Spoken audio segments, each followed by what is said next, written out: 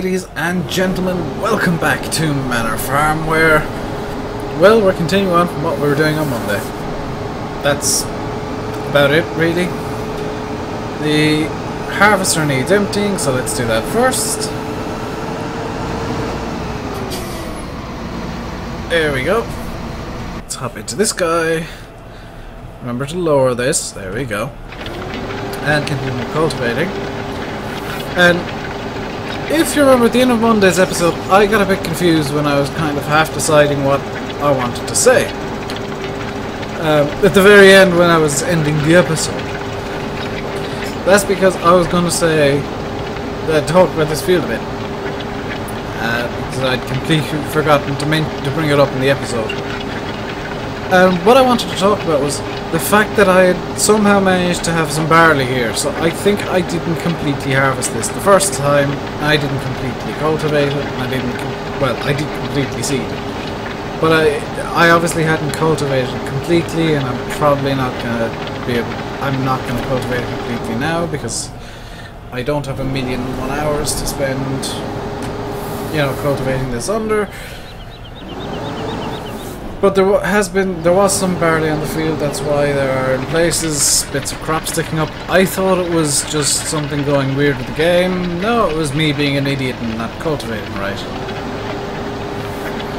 Or courseplay being an idiot and not cultivating right, as it may be.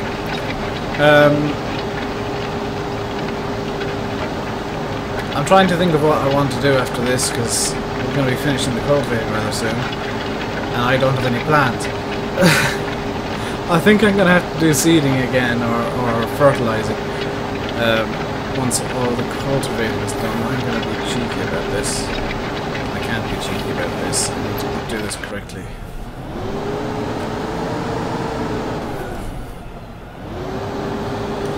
So, if you didn't guess, I'm still using the wheel, still getting used to it, getting better with it at least. I'm not constantly oversteering, overcorrecting.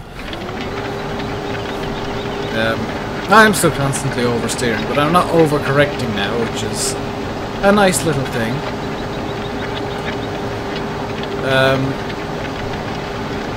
I have to admit, it is strange recording today, because today is Saturday, and while I normally record on Saturdays, it's the Saturday in particular. Today is the 1st of August. And at this time last year, I was at a music festival getting ridiculously sunburned. And just looking out the window, the people at the music festival are probably getting ridiculously sunburned today. Probably not as badly as I was last year, but you know, it is strange knowing that, because it is a music festival that's physically close to me, it's about 20 miles away, and it is a bit weird not being there this year, despite the fact that last year was the only year I went. It is quite odd, and I do miss it in a strange way. Not, you know, I do miss not being in a tent in August. Considering, you know, tents aren't exactly the most luxurious things to be in, and music festivals as a whole aren't the most luxurious places in the world.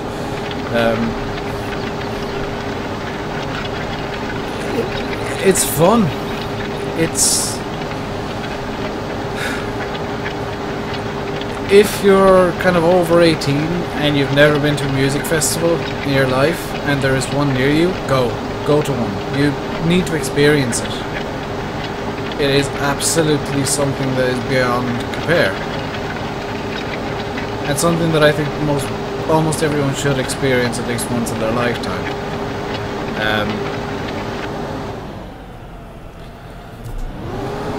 Because, especially with the one I went to, because it was a smallish festival, I got to see, you know, the likes of Hosier, who since last year is kind of, well, last year he just appeared out of nowhere, and I think he's been on the rise ever since. And I got to see him like up close and personal. I didn't get to meet him, but I got to see him from like the 5th or 6th row back, and it was a concert with probably about 10,000, well, about maybe 2,000 or 3,000 people at it, aka the entire festival was there. At the main stage, which I kind of felt sorry for everybody else playing at that time. And it wasn't a headline act. He wasn't the headline act of the day, which was kind of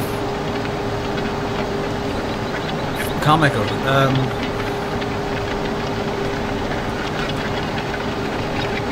I actually went to 2 music festivals last year. The first was, I'm going to say what they were, because why not? The first was Independence, which is, if you didn't guess it, an indie-based music festival in Deer Farm in County Cork. And it is really, really amazing. The atmosphere there is brilliant. And it's a smallish festival, but it does seem to be growing year on year, and I'm wondering when it'll outlive the size of its own. Because it's run by the owner of Deer Farm, and I'm wondering when it'll outgrow the estate, because that seems like it's going to happen very, very soon. But it is brilliant, and if you're anywhere near Mitchelstown or in Ireland, I would strongly recommend going to Independence if you like indie music, or if you find a band, even a single band there that you like. It's actually worth the money for the experience of the weekend, and all of the... Yeah, you'll find bands that you've never heard of, that you might like or that you might not, and stuff like that. The second festival, and this is pretty much everybody in Ireland knows this one, Electric Picnic. I was there last year.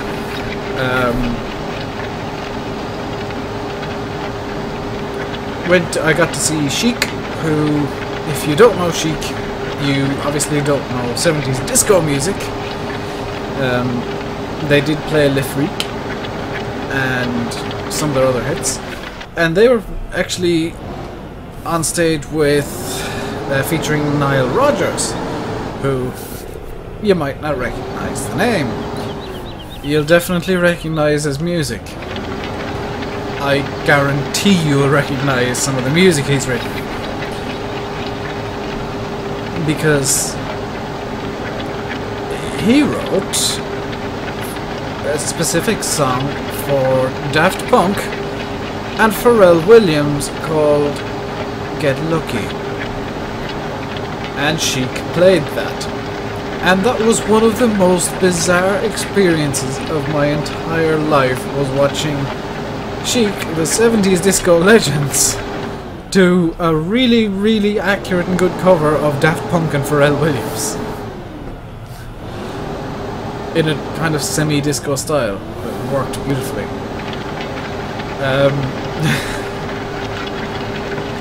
What else did I see? Sinead O'Connor, who... I didn't really watch Sinead O'Connor, I gotta admit. I was wandering around, and she was on the main stage, and basically she said, "Oh, I shouldn't dance so silly, I forgot the words of the song, let's start over." Outkast I got to see as well, the rappers famous for Hey Ya, like 10 years ago. They were doing their 20th anniversary tour, which I had no idea they'd been around that long. Probably should have, because I was in the front row. I was actually in the front row for Outkast. Because I went to both the festivals essentially alone, I didn't go specifically with anyone. I ended up meeting a ton of people there. Some that I knew. I bumped into some people I knew from school, although school years ago. But most of the people I bumped into were complete strangers. I actually bumped into people from I knew from when I was working last year at Electric Picnic, which was more than a bit odd.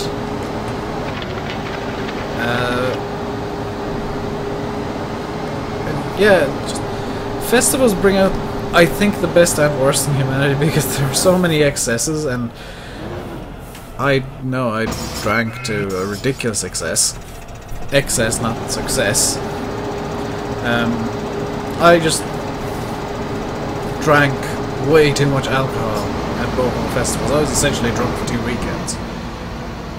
Electric Picnic, I literally could not talk for 2 weeks. I had blown my voice box out completely. So if I tried to talk, it was either a whisper or a squeaky little mouse voice that I had. So I had nothing like this, and it was just sore constantly. My voice, my throat is actually starting to get a bit sore now, which means that I'm talking a bit too low. I'm trying to project too much from my throat. What else? Because there's still half the video left. Wow.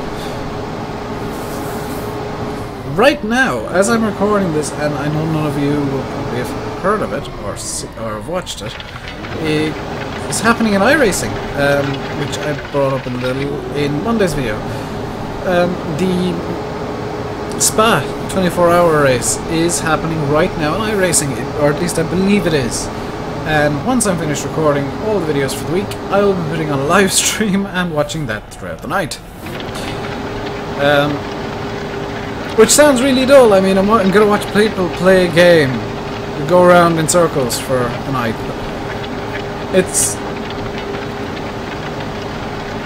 It's surprising how many.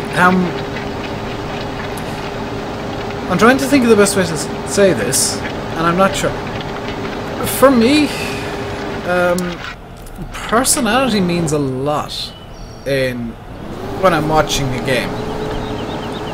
You know, I can watch somebody play a game I absolutely despise. I could watch somebody play AgriSim or Call of Duty. If they've got a really good and interesting personality, which a lot of YouTubers do, some don't. You know, I can watch them play almost anything. PewDiePie, I just can't stand the annoying screamy kid act he puts on. And it is an act, because there is no way in hell anybody can be that annoying in reality. I guess I put on an act as well. I mean, I put on the act that I'm confident, but I'm really not. Potentially the act that I'm entertaining, but I don't know if you guys even find me entertaining. What is going on here? Oh. The harvester's being an idiot. That's what's going on here. Let's just drive over here. The harvest will be finished soon, which is kind of good. Means I can set this dude off on horseplay. So, yeah, I think all YouTubers have this character that they play. I play a somewhat confident guy who rambles way. I do ramble way too much. That's just me. But I play this guy who's maybe a bit more confident than I really am. Everything else is actually, you know, me in real life. I am awkward. I do stumble over my words quite a lot. Any of my friends will tell you that. Oh my god, talking to me is a disaster at times. If I start getting confused, I will just make things worse and worse and worse and worse and worse for myself. I think I might have had one conversation where I got so confused, I completely forgot what I was talking about and started going off on a rant about Germany. I can't even remember why I went off on a rant about Germany. So that's it's the harvest finished at least. I'm gonna have to finish this because there's no auto tractor in the mod folder. What was it? I was gonna. Oh, I have a question for you guys, and I want you to answer in the comments. Would you be for or against me occasionally just putting scripts into the mod list and my mod folder that I haven't done a spotlight on? Because it is really hard to kind of do a script spotlight. Yeah, I mean, this mod, these two mods that I'm using right now, 3 I guess including 6040, but this mod with the beacon lights, all I can say is it's a mod, it does this. Yeah, one makes the beacons go out of time intentionally, the other makes them have light cones. Because I'm... well, what am I trying to say? I want to get auto off turn signals because it actually puts a little UI in the bottom of what turn signals on, because it'd be awesome, kind of helpful for Cobra Park, because I've noticed, I'm sure some of you guys have as well, but I have a really bad habit of getting confused which turn signal's on at any given time. An auto off turn signal pretty much prevents that from happening, because it will give me a little heads up that, hey, the right turn signal's on, and when I turn right, like that, it will automatically turn it off and I go straight again. Now that was me just hitting the paddle on the wheel, because that's what I got bound to.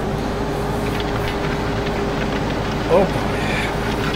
I just realised that when the wheel goes upside down, I just completely lose what button I'm supposed to be pressing. I almost detached the cultivator there. And yes, I do have the wheel set up for full rotation because, hey, why not? Wheels on the actual tractors rotate 900 degrees, so I shouldn't. My wheel. It's probably a bit more stiff than a wheel in an actual tractor. But, works. So, we've got about 3 minutes left. I'm going to finish cultivating this field in this episode. I think in the next episode I'm gonna grab the fertilizer spreader and fertilize this field. Alternatively,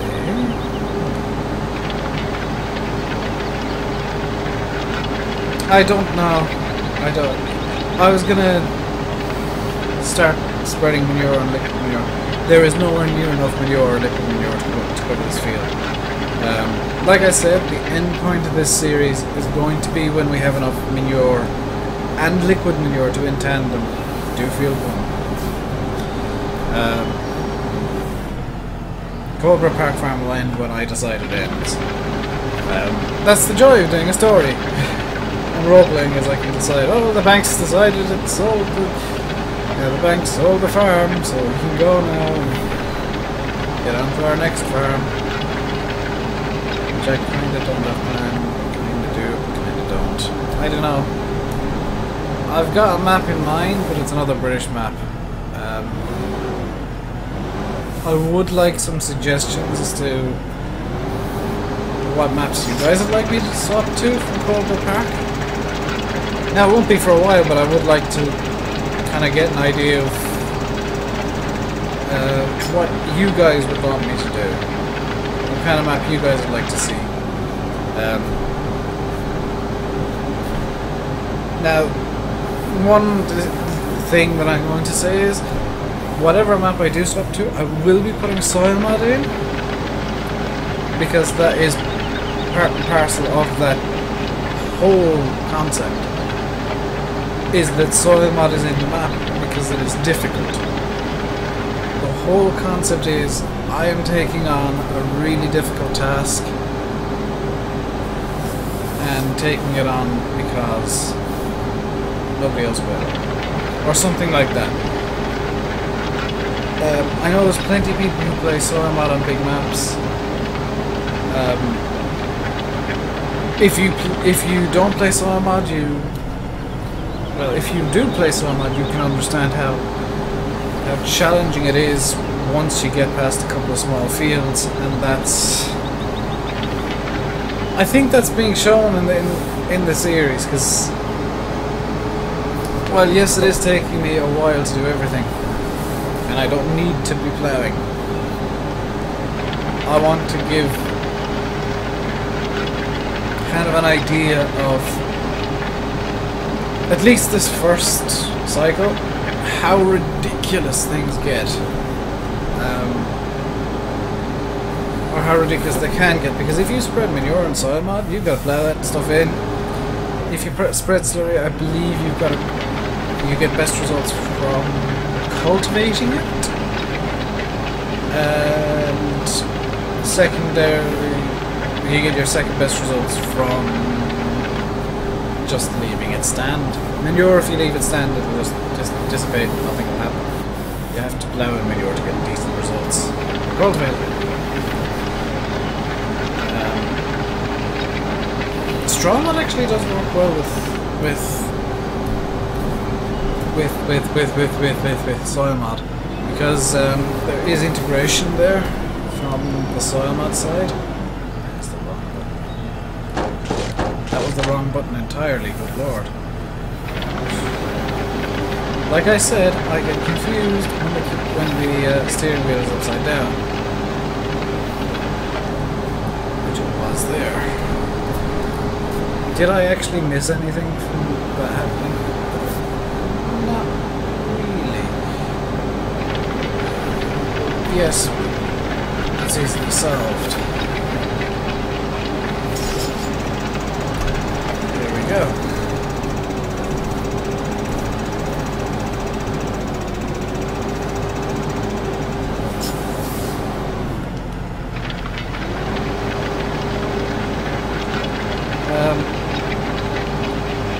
I think I'm going to end this episode here, because I'm almost done with the cultivation and I need to figure out what I want to do in the next episode. I think I'm just going to fertilise both the fields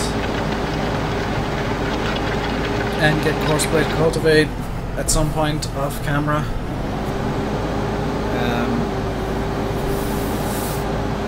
And then afterwards we can sell the crops or something. This Courseplay is going to take probably about an hour to cultivate. Field 2, I would guess, especially with like 3-meter cultivator. I might seed it up with Courseplay as well, with the bigger seeder. I don't know yet. But yeah, I'm gonna leave with saying I've been Rainbow Dave. You've been watching Farming Simulator 15 on Manor Farm. Please comment, like, subscribe, and all that nonsense. It does mean a lot, and it makes me smile, and I hope I make you smile too. Until next time, stay safe, and goodbye.